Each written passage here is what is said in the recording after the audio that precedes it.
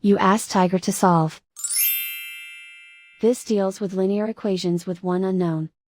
The final result is x equals 5. Let's solve it step by step.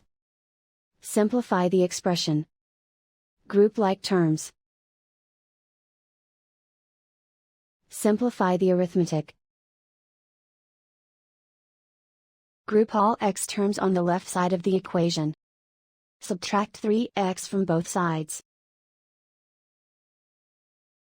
Group like terms. Simplify the arithmetic. Group like terms.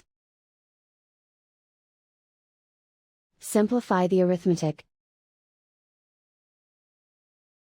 Group all constants on the right side of the equation. Add 6 to both sides. Simplify the arithmetic.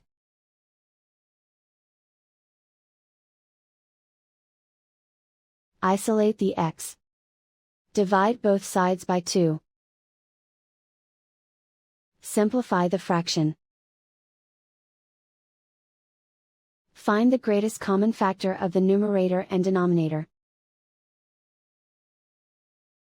Factor out and cancel the greatest common factor. And so the final result is x equals 5.